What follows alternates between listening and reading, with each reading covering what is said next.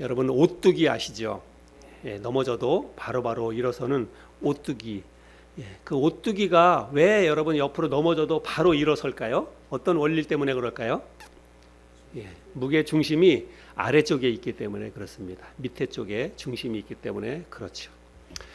세계적인 축구 스타 마라도나랑 리오넬 메시 공통점이 있는데 키가 작습니다.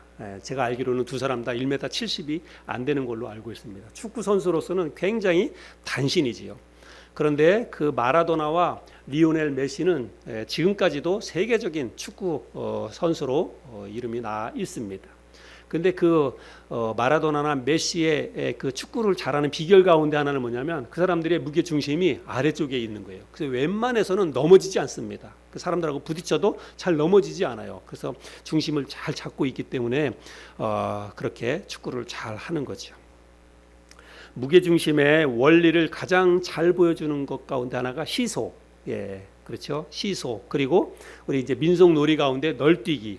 그런 거는 이게 중심이 서로 잘 맞아야 재밌게 놀이를 할 수가 있는 것입니다. 비행기도 그렇다 그래요.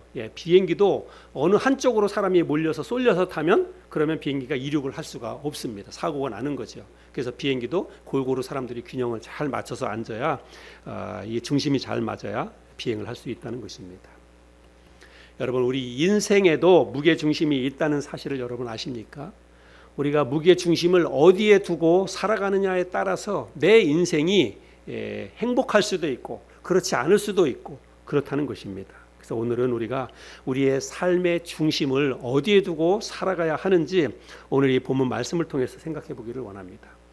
그런데 우리 인생의 삶에 무게 중심이 있다. 무게 중심이 뭘 어디에 두느냐가 중요하다 그랬는데 우리의 삶과 인생은 무엇에 따라 달라지냐면 생각에 따라 달라집니다. 내 생각이 어떠하느냐에 따라서 삶이 달라지고 그러면 인생이 변화되고 그렇다는 거예요. 그래서 우리의 생각이 굉장히 중요합니다. 그래서 오늘은 우리의 생각의 중심을 어디에 두고 살아야 하는가 이것을 본문 말씀을 근거로 해서 우리가 함께 좀 생각해 보기를 원합니다. 오늘 우리가 읽었던 이 본문 말씀은 너무나 잘 아는 말씀이죠. 가나안 정탐에 관한 그런 이야기입니다. 하나님께서 가나안 땅을 정복하기에 앞서서 모세에게 땅을 정탐하고 오라고 하나님이 그렇게 말씀을 하십니다. 그래서 이제 모세가 이스라엘의 12지파에서 각 지파에 한 사람씩 대표를 뽑습니다. 지휘관을 뽑아서 12명의 사람을 이제 가나안 땅에 내보내서 정탐하고 돌아오라고 그렇게 이야기를 하지요. 그래서 모세의 명을 받은 12명의 지휘관들이 가나안 땅을 두루두루 정탐하고 무사히 돌아와서 자신들이 보고 느낀 것에 대해서 모세와 백성들 앞에서 이제 보고를 합니다. 그게 오늘 본문의 말씀인데 이 보고에 앞서서 가나안 땅에서 그들이 취해온 포도와 석류와 무화과를 보여줍니다. 그건 이제 모세가 이렇게 시켰어요. 가나안 땅에 가서 실제로 그런 포도나 이런 거를 그때 익을 철이니까 가서 따가져 와라. 그래야 그들이 어디를 이제 답사했는지를 정탐했는지를 알 테니까 그렇게 하라고 이야기를 했어요. 그래서 포도송이를 가지고 와서 보여주는데 여러분 포도송이가 얼마나 큰지 정말 오늘 성경 말씀을 읽어보면 우리가 이해할 수 있는데요. 23절 말씀을 볼까요? 또 에스골 골짜기에 이르러 거기서 포도송이가 달린 가지를 베어 둘이 막대기에 꿰어 매고 또 석류와 무화과를 따니라. 포도송이를 따가지고 왔는데 포도송이가 달린 그 가지를 잘라서 가지를 두 사람이 어깨에 메고 왔다 이렇게 이야기를 하고 있어요. 여러분 우리가 가지고 있는 이 포도송이하고는 뭐 상상이 잘 안 되죠. 우리가 포도 아무리 탐스럽게 익어도 그걸 사람이 둘로 메고 오고 그 정도는 아니잖아요. 근데 여러분 이스라엘 나라 포도송이는 좀 다른가 봐요. 제가 그림을 한번 보여드려 볼게요. 이게 보이나요? 합성은 아닌 것 같아요. 실제로 있는 것 같습니다. 근데 저렇게 근데 저거는 어떤 좀 변형을 시켜서 포도를 재배하는 그런 것 같기는 해요. 근데 아무튼 저렇게 포도가 저렇게 많이 저거는 뭐 두 사람이 매도 잘 못 맬 것 같아요. 그렇죠? 저런 포도송이가 실제로 있는 것입니다. 또 다음 그림을 보여주면 이건 이제 그림 이미지인데 아마도 이렇게 포도송이가 달린 가지를 잘라서 그거를 두 사람이 어깨에 메고 왔으리라 이렇게 생각이 듭니다. 성경에 그렇게 두 사람이 메고 왔다니까 실제로 그런 거예요. 뭐 그걸 꾸며서 낸 이야기가 아니라 그렇게 포도가 아주 주렁주렁 열린 그 포도 송이를 두 사람이 어깨에 메고 왔다. 지금도 이스라엘 나라는요, 이 포도가 굉장히 잘 된답니다. 포도 농사가. 그래서 이 와인 사업이 이스라엘이 아주 잘된 그런 산업이라고 이야기를 합니다. 정탐꾼들은 자신들이 본 가나안 땅에 대해서 이제 이 포도송이를 보여주고 자기들이 보고 온 이 가나안 땅에 대해서 보고를 하는데 뭐라고 어떻게 보고를 하냐면 27절인데요. 우리 같이 한번 읽어볼까요? 27절 시작. 모세에게 말하여 이르되 당신이 우리를 보낸 땅에 간즉 과연 그 땅에 젖과 꿀이 흐르는데 이것은 그 땅의 과일이니이다. 그 땅을 보고 하는데 그 땅을 가서 보니까 진짜로 그 땅이 젖과 꿀이 흐르는 땅입니다 라고 하면서 이 포도송이를 보여주면서 이건 우리가 그 땅에서 따온 것입니다 이렇게 이야기를 한다는 거예요. 젖과 꿀이 흐른다라고 하는 이 말의 의미는 뭘까요? 뭐 실제로 그 땅이 뭐 젖과 꿀이 흐르는 그런 것은 아니에요. 그만큼 목축이라든지 농사를 하기에 아주 좋은 기름진 땅이다 그런 의미가 되겠지요. 그런데 우리들이 아는 것처럼 이 당시는 농경사회잖아요. 농경사회에서는 무엇보다도 중요한 게 땅이에요. 땅. 기름진 땅이 중요합니다. 그래서 땅에서 모든 게 다 나오니까. 그래서 뭐 소나 양이나 이런 걸 치는 것도 역시 땅이 좋아야 돼요. 그 땅이 비옥해야만 거기서 신선한 풀들이 자라나기 때문에 그걸 통해서 목축을 할 수 있는 거고 또 거기다 씨앗을 뿌려서 농사도 짓고 그래서 땅이 굉장히 중요한데 그 땅이 젖과 꿀이 흐르는 땅이다 이렇게 보고를 했다는 것입니다. 그러니까 굉장히 좋은 땅이었다 이렇게 이야기를 하는 거죠. 그런데 이 정탐꾼들이 보고 온 것은 그렇게 좋은 것만 보고 돌아왔으면 좋았을 텐데 사실은 그렇지 않았다는 것입니다. 아주 무시무시한 엄청난 것을 그들이 보고 왔다라고 또 이야기를 하는데요. 이번엔 28절인데 또 28절을 제가 읽어보겠습니다. 그러나 그 땅 거주민은 강하고 성읍은 견고하고 심이 클 뿐 아니라 거기서 안악 자손을 보았으며 그래서 좋은 것만 본 게 아니라 그 땅에 가니까 우리가 정복할 그 땅이 성읍이 너무나 견고합니다 라고 이야기를 하고 그리고 성읍이 너무 으리으리하고 견고하고 크고 그래서 감히 그 성을 정복한다는 게 엄두가 안 나는 거예요. 그리고 가서 보니까 그 사람들이 신장이 장대한 안악 자손을 보았다 이렇게 이야기를 하고 있습니다. 그들이 진짜로 안악 자손을 본 것인지 아니면 덩치가 큰 사람을 그렇게 안악 자손이라고 이들이 불렀는지 그것은 정확히 알 수 없습니다. 아무튼 이 안악 자손이라고 하는 것은 성경에 뭐라고 창세기에 이 안악 자손은 뭐라고 표현하냐면 네피림의 후손이다 이렇게 이야기를 합니다. 그래서 이 사람들은요 아주 신장이 굉장히 큰 거예요. 우리가 큰 사람들입니다. 성경에 나타나는 골리앗 같은 사람들, 그 일반 사람들보다 훨씬 키가 크고 골격이 장대한 그런 사람들을 그 당시에는 네피림의 후손, 아낙 자손이었다 이렇게 표현을 하고 있는데 그들이 가서 그 사람들을 보았다 이렇게 보고를 하고 있다는 것입니다. 그런데 이 사람들의 이 보고를 잘 보면은 마치 가나안 땅에 있는 모든 사람들이 그 아낙 자손인 것처럼 그렇게 보고를 하고 있습니다. 우리가 가서 보니까 사람들이 아낙 자손을 보았다라고 하는데 이 사람들은 그 가나안 땅에 있는 모든 사람들이 마치 그렇게 신장이 장대한 그런 아낙 자손들인 것처럼 그렇게 이야기를 하고 있다는 거예요. 더 큰 문제는 뭐냐면 그것들을 보고 난 이후에 그들의 머릿속에 든 생각입니다. 가서 자기들이 본 그 사람들을 보고 나서 그 사람들이 어떤 생각이 들었느냐 어떤 생각을 했느냐 그게 중요한데요. 30절부터 33절까지인데요. 또 한번 읽어보겠습니다. 갈렙이 모세 앞에서 백성을 조용하게 하고 이르되 우리가 곧 올라가서 그 땅을 취하자 능히 이기리라 하나 그와 함께 올라갔던 사람들은 이르되 우리는 능히 올라가서 그 백성을 차지하지 못하리라. 그들은 우리보다 강하니라 하고 이스라엘 자손 앞에서 그 정탐한 땅을 악평하여 이르되 우리가 두루다니며 정탐한 땅은 그 거주민을 삼키는 땅이요 거기서 본 모든 백성은 신장이 장대한 자들이며 거기서 네피림 후손인 아낙 자손의 거인들을 보았나니 우리는 스스로 보기에도 메뚜기 같으니 그들이 보기에도 그와 같았을 것이니라. 이 사람들이 보고할 때 처음에는 뭐라고 보고했냐면 그 땅은 젖과 꿀이 흐르는 땅이다 이렇게 보고를 했습니다. 그런데 이제 막상 그 땅에 들어가서 전쟁을 치르고 그 땅을 차지해야 된다라고 하는 것을 생각해 보니까 갑자기 겁이 덜컥 난 거예요. 성읍도 너무너무 견고하고 으리으리하고 그럴 뿐만이 아니라 가서 본 이 사람들을 보니까 사람이 우리가 감히 뭐 이렇게 가서 덤벼들 만한 그런 골격의 사람들이 아닌 거예요. 너무나 이렇게 신장이 장대한 안악 사람들을 이렇게 보고 나서 겁이 덜컥 났다는 것입니다.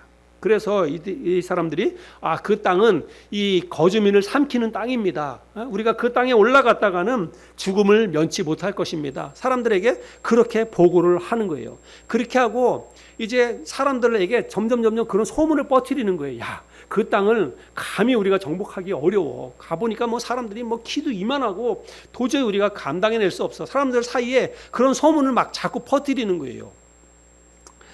그러면서 이들이 한 말은 우리는 스스로 보기에도 메뚜기 같으니 그들이 보기에도 그와 같았을 것이다 이렇게 이야기를 합니다. 그들이 한 이 말 때문에 오늘 이 본문 그 스토리에는 아주 재미있는 설교 제목이 따라 붙었어요. 그래서 목사님들이 이 본문의 설교를 할 때마다 메뚜기 컴플렉스 이런 설교 제목을 가지고 설교들을 많이 하지요. 이 사람들이 스스로 자기들이 그 땅에 가서 보니까 자기 스스로 생각할 때 이런 메뚜기 그들이 메뚜기 같았다 이렇게 생각을 했다는 것입니다. 어쩌면 그들은 정말로 그곳에서 신장이 장대한 그런 사람들을 보았을 것입니다. 그러나 모든 사람들이 그런 신장이 장대한 사람들은 아니었다는 거예요. 몇몇 사람들, 아마도 성읍 앞에서 성읍을 지키는 그런 어떤 파수병들 중에 키 큰 사람 몇 사람을 보았을 것입니다.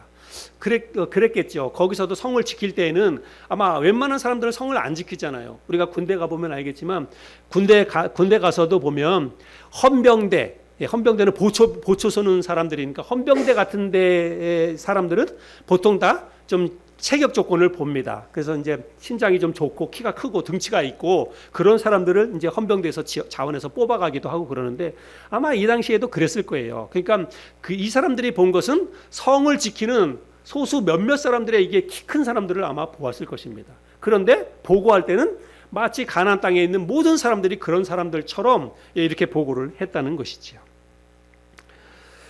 이 사람들의 이런 부정적인 보고와 헛소문을 듣고 이스라엘 백성들 전체가 다 큰 공포와 두려움에 사로잡히게 됩니다. 그리고 급기야는 모세를 향해서 이제 모세를 대적하면서 반란을 일으킵니다. 이런 내용이 이제 민수기 14장에 기록되어져 있는데요. 민수기 14장 1절부터 4절까지를 또 제가 보겠습니다. 온 회중이 소리를 높여 부르짖으며 백성이 밤새도록 통곡하였더라. 이스라엘 자손이 다 모세와 아론을 원망하여 온 회중이 그들에게 이르되 우리가 애굽 땅에서 죽었거나 이 광야에서 죽었으면 좋았을 것을 여호와께서 어찌하여 여호와가 우리를 그 땅으로 인도하여 칼에 쓰러지게 하려 하는가? 우리 처자가 사로잡히리니 애굽으로 돌아가는 것이 낫지 아니하랴. 이에 서로 말하되 우리가 한 지휘관을 세우고 애굽으로 돌아가자 하매. 그래서 이런 부정적인 보고와 이 사람들의 이 퍼뜨리는 헛소문을 듣고 우리가 왜 여기까지 와가지고 다 죽게 생겼다 이렇게 이야기하면서 한 지휘관, 이제 모세가 아닌 다른 한 지휘관을 세워서 우리가 다시 애굽으로 돌아가자 이렇게 지금 반역을 지금 일으키고 있다는 것입니다. 결국은 우리가 아는 것처럼 이 일로 인해서 이스라엘 백성들의 40년 광야 생활이 시작이 됩니다. 왜 이스라엘 백성들이 광야에서 40년 동안을 방황하게 됐느냐면 이스라엘 백성들이 땅을 정탐할 때 며칠 동안 정탐했냐면 40일을 정탐했거든요.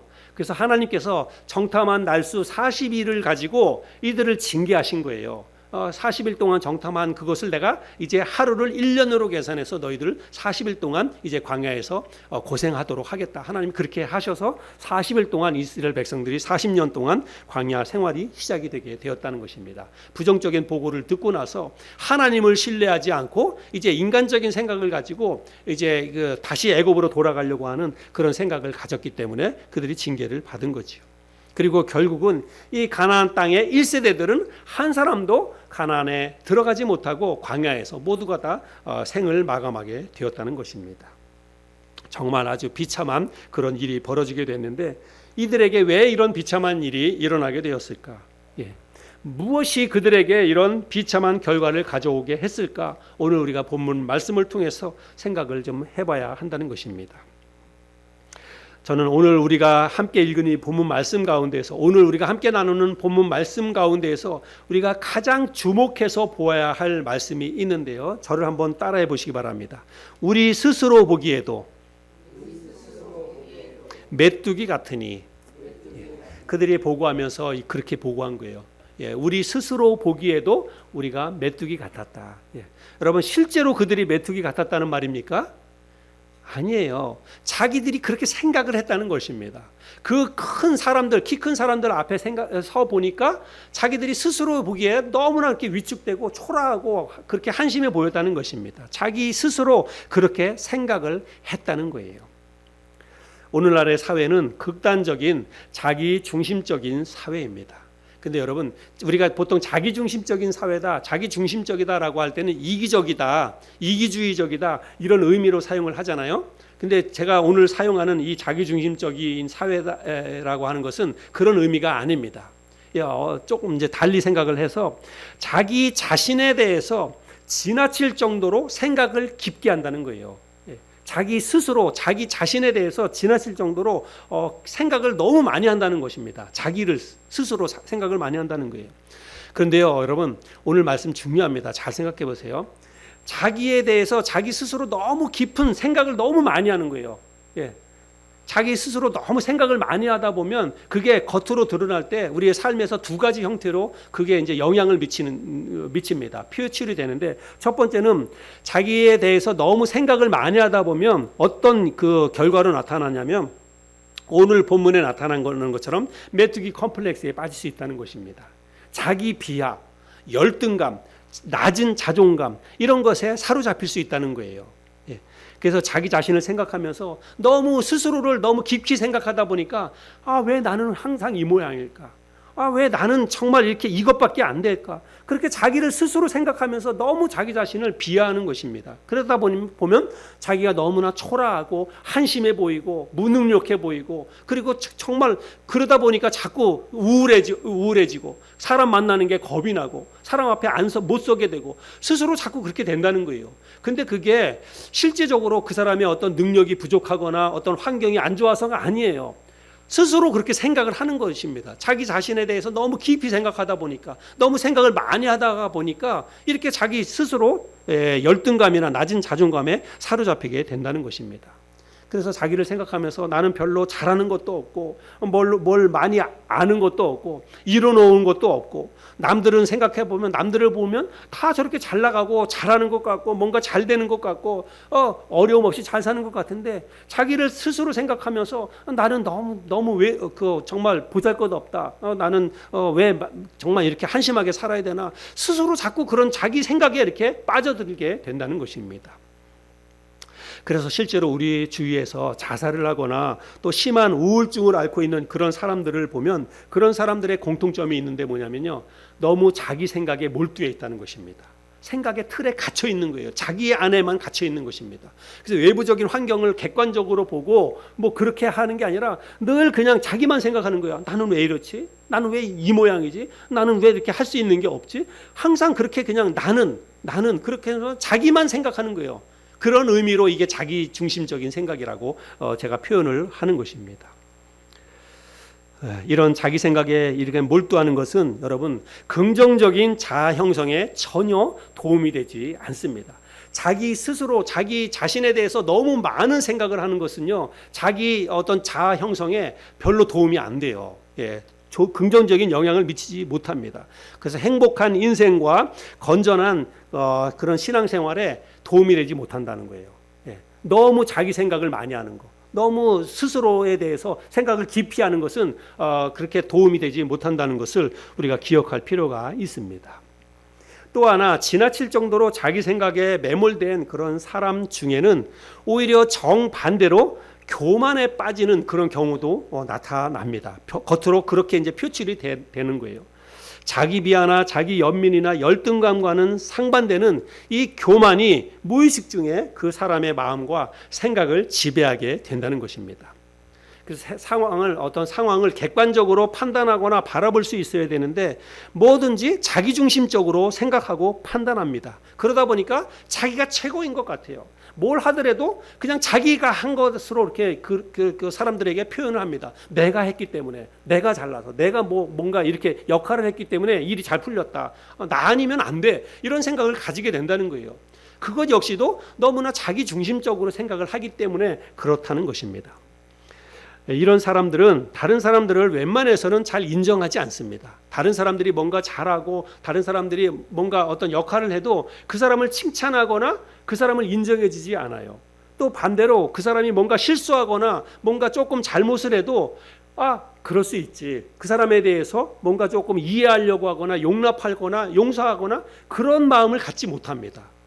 왜 저 모양밖에 안 돼? 왜 저것밖에 못해? 그런 생각을 한다는 거예요. 왜냐하면 자기중심적으로 생각하니까 자기는 그것을 얼마든지 다 해낼 수 있는데 사람들은 그걸 못한다라고 판단하는 거예요. 그러니까 그 사람을 향해서 비난하고 정죄하고 사람들의 실수나 잘못에 대해서 용납하거나 용서하지 못하고 사람들을 비난합니다. 결국 그런 사람들 사이에는 그런 사람들에게는요 사람이 붙어나지 않는 거예요. 그래서 항상 그런 사람들은 외톨이일 수밖에 없습니다. 왜냐하면 자기가 독불장구처럼 자기만 잘났다고 하니까, 다른 사람들을 인정해주지 않으니까. 오늘 설교의 제목은 중심 이동입니다. 중심 이동. 여러분, 나 중심의 생각에서요 우리가 생각의 중심을 바꿔야 됩니다. 항상 나를 생각하지 말고 우리가 생각의 중심을 바꿔야 되는데 뭘 생각해야 되냐면 하나님을 생각해야 되는 거예요. 평소에 내가 내 자신을 생각하지 말고 하나님을 항상 묵상해야 됩니다. 하나님을 생각해야 돼요. 내가 내 자신의 너무 생각에 몰두해 있다 보면 우리가 둘 중에 하나로 나타나는 것입니다. 자기 연민에 빠지든지 아니면 자기 비하하는 열등감에 빠지든지 아니면 교만에 빠지든지 나를 생각하면 그렇게 된다는 거예요. 근데 우리는 생각을 바꿔야 됩니다. 항상 뭘 생각해야 되냐면 하나님을 생각해야 되는 거예요. 시간 있을 때마다 우리는 하나님을 묵상하고 하나님을 생각을 해야 한다는 것입니다. 그런데 오늘날은 여러분 말세의 징조 가운데 하나는 뭐냐면 사람들이 자기를 사랑한다는 것입니다. 하나님을 생각하는 게 아니라 자기를 생각하는 거예요. 그래서 항상 자기를 존중하고 어떤 면에 있어서 자기를 생각하고 자기를 존중하고 자기를 사랑하고 그게 좋은 것 같지만은요 여러분 그게 말세의 징조 가운데 하나라고 성경에서 분명히 이야기하고 있습니다. 말세가 될수록 사람들은 하나님을 생각하는 게 아니라 사람 스스로를 생각하는 거예요. 자기를 중심으로 생각을 한다는 것입니다. 그래서 우리가 이 중심 이동을 해야 되는데 하나님을 중심으로 생각해야 됩니다. 나는 왜 이 모양이지? 나는 왜 할 수 있는 게 이것밖에 없지? 이게 아니라 하나님이 나를 어떻게 보실까? 이거를 생각해야 되는 거예요. 그래서 하나님이라면 어떻게 하실까? 하나님이 나를 지금 얼마나 사랑하실까? 이걸 우리가 묵상할 수 있어야 됩니다. 내 스스로를 보면 너무나 한심하고 초라하고 마치 그 이스라엘 백성들이 그렇게 했던 것처럼 메뚜기 같은 그렇게 정말 보잘것없는 존재를 생각하지만 하나님은 한 번도 우리를 메뚜기처럼 여기는 분이 아닙니다. 내가 설령 잘못한 것이 있고 내가 실수를 하거나 여러 가지 허물이 많이 있음에도 불구하고 하나님은 항상 나를 사랑하시고 항상 나를 존귀하게 여기시고 가장 귀한 존재로 여기시는 거예요. 그래서 우리가 힘들고 어려운 일이 있거나 혹은 인간관계에서 어려움이 있거나 내 삶에 있어서 내가 낮은 자존감에 열등감에 사로잡혀 있을 때 빨리 벗어나야 됩니다. 그것을 벗어나는 비결은 뭐냐면 그냥 내 자신의 생각에 빠져 있으면 안 돼요. 하나님을 바라봐야 됩니다. 하나님이 지금 나를 어떻게 바라보실까? 하나님이 나를 어떤 존재로 여기고 있을까? 여러분 답은 뻔히 결정 나 있잖아요. 하나님은 한 번도 나를 낮은 존재로 평가하지 않습니다. 너는 이 세상에서 가장 존귀한 자야.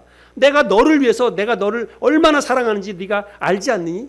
여러분 하나님이 저와 여러분을 포함해서 이 땅에 있는 모든 사람을 얼마나 사랑하는지 우리가 알잖아요. 하나님이 우리를 얼마나 사랑하셨습니까? 당신의 독생자인 예수 그리스도를 그 험한 십자가에 그 죽음의 십자가에 처절하게 내어줄 만큼 나를 그렇게 사랑하셨습니다. 그걸 여러분 돈으로 어떻게 무엇으로 바꿀 수 있습니까? 돈으로나 학식으로나 절대로 바꿀 수 없을 만큼의 그 높은 가치가 우리 자신에게 있다는 것입니다. 하나님은 나를 그렇게 바라보고 있다는 것입니다. 내 자신의 현재의 모습이나 불투명한 미래를 생각하지 말고 하나님이 지금까지 나를 얼마나 사랑하셨는지 또 어떻게 사랑하셨는지를 우리가 묵상해야 됩니다. 그리고 나에게 대해서 하나님이 하신 약속의 말씀들을 우리가 떠올릴 수 있어야 돼요. 그럴 때 우리가 이 낮은 자존감 그리고 이 어떤 열등감의 문제를 우리가 벗어날 수 있다는 사실입니다. 이사야 43장 1절부터 7절까지 말씀 우리 자매님 한번 좀 읽어주시길 바랍니다. 이사야 43장 1절부터 7절입니다. 야곱아, 너를 창조하신 여호와께서 지금 말씀하시느니라. 이스라엘아, 너를 지으신 이가 말씀하시느니라. 너는 두려워하지 말라. 내가 너를 구속하였고 내가 너를 지명하여 불렀나니 너는 내 것이라. 네가 물 가운데로 지날 때에 내가 너와 함께 할 것이라. 강을 건널 때에 물이 너를 침몰하지 못할 것이며 네가 불 가운데로 지날 때에 타지도 아니할 것이요 불꽃이 너를 사르지도 못하리라. 대저 나는 여호와 내 하나님이요 이스라엘의 거룩한 이요 내 구원자임이라.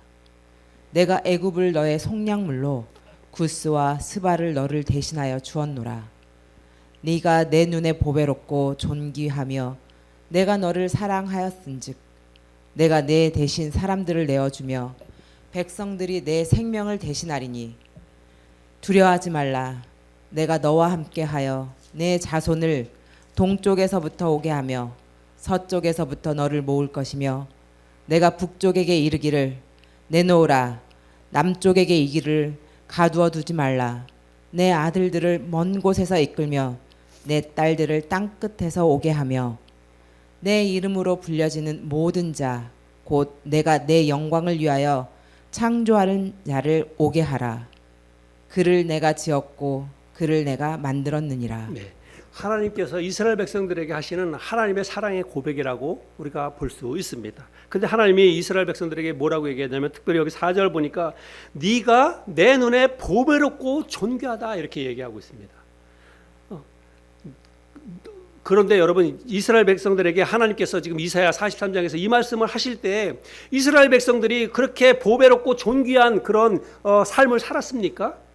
여러분 이사야 성경은 이스라엘 백성들의 어떤 멸망, 이스라엘 백성들을 징계하시겠다라고 한 하나님의 징계의 말씀이 기록되어져 있는 말씀이 이사야 성경입니다. 특별히 1장부터 33장 그 이사야 절반 동안에는 이스라엘 백성들을 징계하시겠다라고 하는 말씀이 기록되어져 있어요. 그리고 34장부터 이제 66장까지 보면 그럼에도 불구하고 이스라엘 백성들을 하나님이 다시 회복시켜 주시겠다라고 하는 회복의 메시지가 기록되어져 있습니다. 이스라엘 백성들이 그렇게 정말 하나님을 경외하고 믿음으로 바르고 정직하고 올바른 삶을 살았기 때문에 그래서 하나님의 눈에 그들이 보배롭고 존귀하게 보였던 것이 아니에요. 그들은 정말 하나님을 등지고 떠나고 정말 하나님께서 그들을 징계하실 만큼 징계하셔야 될 만큼 그들은 못된 삶을 살았습니다. 그러나 그럼에도 불구하고 하나님이 그들을 귀하게 보신다는 것입니다. 그럼에도 불구하고 하나님의 눈에는 그들이 존귀하고 보배로운 그런 눈으로 보여졌다는 거예요. 오늘날 우리도 마찬가지 아니겠습니까? 우리의 삶이 뭐 그렇게 경건하고 거룩하고 하나님 앞에 내보일 만큼 우리의 삶이 그렇게 깨끗하고 그래서 우리가 하나님 앞에 보배롭고 존귀한 자가 아니라 그럼에도 불구하고죠. 우리의 삶에 허물이 있고 죄악들이 있고 실수가 있고 하나님 앞에서 믿음으로 신실한 삶을 살지 못함에도 불구하고 그래도 하나님은 우리를 여전히 사랑하고 계신다는 거예요. 그럼에도 불구하고 우리를 하나님께서는 여전히 우리를 존귀한 자로 여겨 주신다는 사실입니다. 우리 이사야 41장 10절 말씀 우리 같이 한번 읽어볼까요? 이사야 41장 10절 시작. 두려워하지 말라. 내가 너와 함께함이라. 놀라지 말라. 나는 네 하나님이 됨이라. 내가 너를 굳세게 하리라. 참으로 너를 도와주리라. 참으로 나의 의로운 오른손으로 너를 붙들리라. 하나님은 우리를 그렇게 돌봐주시고 지켜주신다는 거예요. 그래서 우리가 우리의 삶 가운데 정말 힘들고 어려운 일이 있거나 또 여러 가지 환경적인 것으로 인해서 스스로 생각할 때 메뚜기처럼 그렇게 자기 자신에 대해서 정말 비하하면서 나는 왜 모양일까? 나는 왜 하는 일마다 안 될까? 나는 왜 이렇게 비참한 삶을 살아야 될까? 우리가 그런 어떤 어려운 그런 마음들이 우리를 짓누를 때가 있어요. 우리가 그런 생각 속에 빠져들 때가 있습니다. 그러나 여러분, 이것은 마귀 사탄이 우리를 넘어뜨리기 위해서 주는 생각입니다. 우리는 이 생각에서 벗어나야 돼요. 내 스스로 나를 그렇게 평가절하하고 내 스스로 그런 생각 속에 몰두해 있지 말고, 그런 환경이지만 실제로 내 삶의 환경은 그럴지라도 우리가 생각을 바꿔서 나 중심적인 생각에서 하나님 중심적인 생각으로 바꿔야 됩니다. 중심 이동을, 생각의 이동을 바꿔야 돼요. 그럼에도 불구하고 하나님은 나를 지금 어떻게 보실까? 이거를 우리가 생각해야 됩니다. 그럼에도 불구하고 하나님이 나를 얼마나 사랑하실까? 이것을 생각해야 한다는 것입니다. 나 자신에 대한 생각뿐만이 아니라 다른 사람과의 관계에서도 우리가 이 말씀을 적용할 수 있어야 됩니다. 여러분, 나에게 잘못한 사람이 있을 수 있어요. 나에게 실수한 사람, 나를 힘들게 하거나 괴롭게 하는 사람이 있을 수 있습니다. 그런데 우리가 그 사람에 대한 생각에 몰두해 있으면 여러분, 우리는 절대로 하나님이 원하시는 삶을 이뤄낼 수가 없습니다. 나에게 실수하는 사람, 잘못한 사람, 나를 힘들게 하고 괴롭힌 사람이 있으면 여러분, 그 사람만 죽어라 하고 생각하면 우리는 진짜로 내 마음속에 이 끓어오르는 분노를 우리가 해결할 수가 없습니다. 죽이고 싶지요. 가서 어떻게 해코지 하고 싶죠. 나도 똑같이 보복하고 싶죠. 그런 마음이 가득 차는 거예요. 그 사람만 몰두해서 그 사람만 생각하면 우리가 생각의 중심을 바꿔야 됩니다. 이런 일이 있을 때에도 여러분, 우리가 그 사람을 생각하는 게 아니라 하나님을 생각하는 거예요. 하나님이라면 그 사람을 어떻게 바라보실까? 하나님이라면 이 문제를 어떻게 생각하실까? 이 생각의 중심을 그 사람, 미워하는 그 사람에서 하나님으로 바꿔야 됩니다. 그래서 하나님을 생각하는 거예요. 하나님이라면 그 사람을 어떻게 판단하실까? 하나님이라면 그 사람을 어떻게 생각하실까? 그렇게 하면서 우리가 생각의 중심을 하나님으로 바꿔가야 한다는 것입니다. 나 중심에서 하나님 중심으로 무게의 중심을, 생각의 중심을 옮겨가야 합니다. 근데 여러분, 이렇게 생각의 중심을 나 중심에서 하나님 중심으로 옮겨가는 것은 결국은요, 내가 넘어지지 않기 위한 그 정말 필연적인 삶의 선택입니다. 그렇게 하지 않으면 우리는 넘어질 수밖에 없어요. 생각의 중심이 나에게 몰두해 있으면 우리는 반드시 실패하고 좌절하고 넘어지고, 그리고 어쩌면 우리는 다시는 일어나지 못할 수도 있습니다. 여러분, 사람이 우리 주위에서 그렇게 극단적인 선택을 하는 사람들이 종종 있는데, 왜 그러냐면 결국은 이거를 해결하지 못하기 때문에 그래요. 자기 생각 속에 몰두해 있기 때문에 그렇습니다. 여러분, 그 사람도 정말 믿음이 있는지 없는지 모르겠지만 하나님 입장에서 볼 때는 그 사람이 얼마나 존귀한 사람입니까?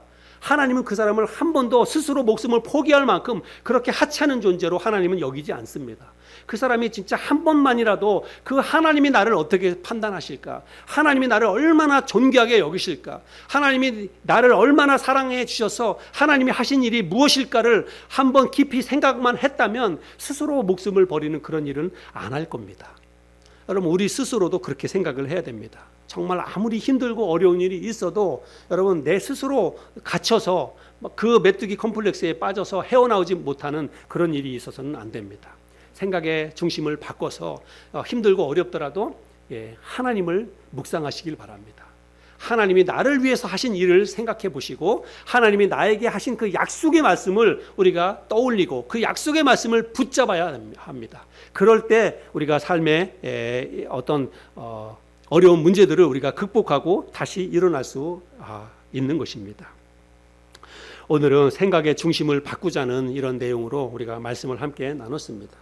자기 자신에 대해서 지나치게 생각을 많이 하는 것, 너무 깊이 하는 것은 여러분, 정신건강에 도움이 안 됩니다. 신앙생활에 도움이 안 됩니다. 오히려 그것이 말세의 징조 가운데 하나라고 볼 수 있어요. 너무 자기 중심적으로 생각하는 것. 내 중심적인 생각에서 우리는 이 생각을 하나님 중심적인 것으로 바꿔가야 됩니다. 시간이 나면 나를 생각하는 게 아니라 하나님을 생각해야 돼요. 하나님을 묵상해야 됩니다.